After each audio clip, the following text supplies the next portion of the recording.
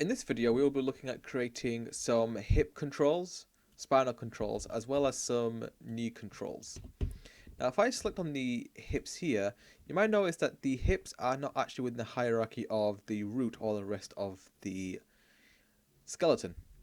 But what I can do is I can still move the hip nerve shape, and it also influences the skeleton. I can also rotate as well. Now, how am I able to do that without it being within the hierarchy? Well, the reason is that is because we're using something called constraints. Make sure you're in the rigging tab, right at the top here. You have you have constraints, and you have these variety of different constraints which we're going to go through today.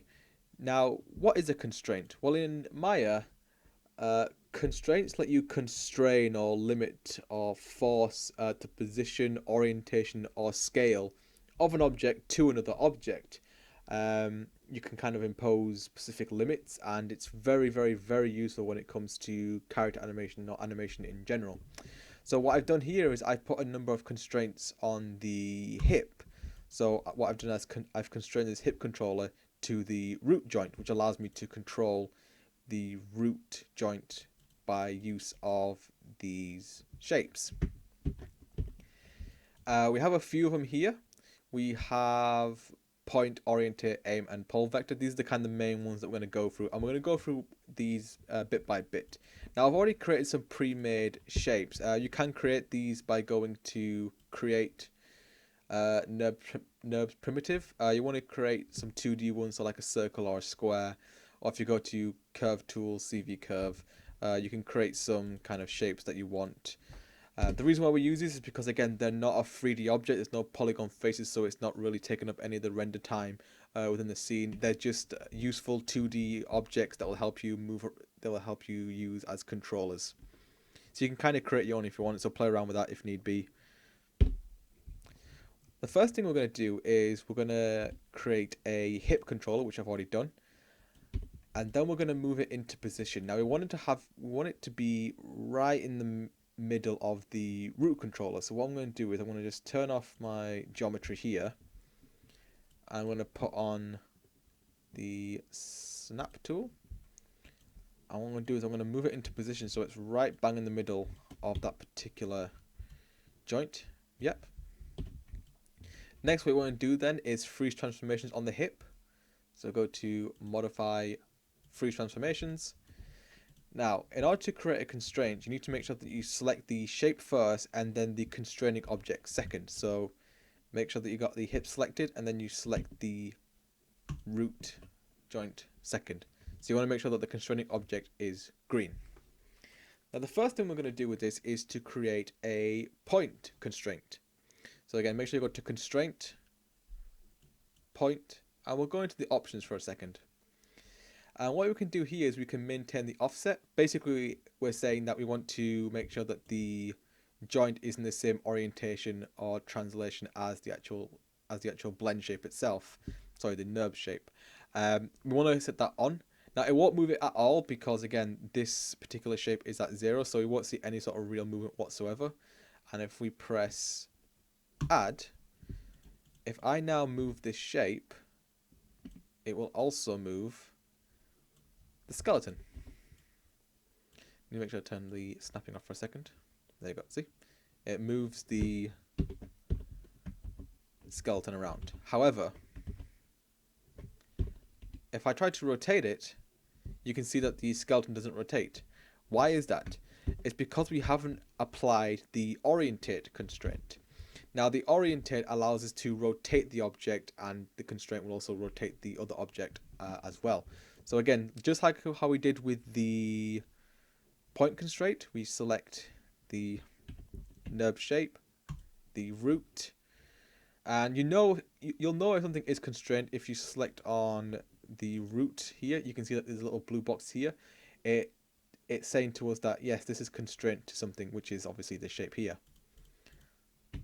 If I just select the root again, if you go to orientate, click the little white box, and again, you want to make sure you have maintain offset here. You can constrain it to specific axes. So if you want to just have it to move within the X, Y, or Z ones, Animation layers, don't have to worry about too much. Again, you can kind of put a little bit of weight to it as well. And you can kind of experiment and mess around with these a little bit if you want. Go ahead and try. But for this right now, we don't really need any. We just keep it. Keep all this at default except for the maintain offset. You want to make sure that's clicked on. We'll press add. So now if I press E now, you can see now that as I rotate this, it also rotates the skeleton as well.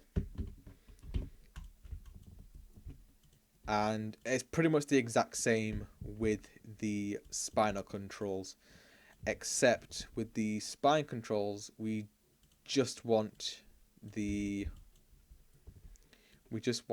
orientate. We don't really want the point one. If you can get that right in the middle there. Yep. I want to duplicate this twice as well. So you want one for the middle spine joint and duplicate again and put that right bang in the middle for the third one. There we go. Now at the moment these are called spine controls 1, 5 and 4. As you can see here, these ones are actually called 1, 2 and 3, which is what we want to call it as well. And what we want to do with this is just to constrain it with the orientate and vice versa for the rest of them. Orientate, orientate. So now if I press this, I can rotate it and vice versa for the rest of them as well.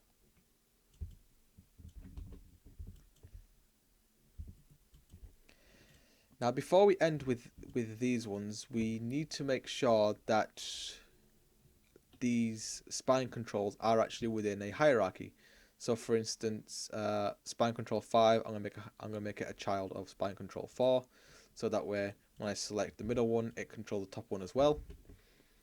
And then I will put spine control 4 under 1. Again, these will be called 1, 2 and 3 with yours. So when I select the first one, it'll control the top 2. Middle one controls the top one, and the final one pretty much just controls itself. The next thing we're going to do is we're going to create a pole vector. Now, what a pole vector does, it allows you to point the IK chains to a specific object. This is specifically for IK, for inverse kinematic chains. So what we want to do is we want to select your NURB shape, select the IK handle, and then press pole vector. So if I just move this leg up a little bit right now, I'm going to turn off snap for a second. What I can do is I can now move this shape, and it also controls the angle of the knee.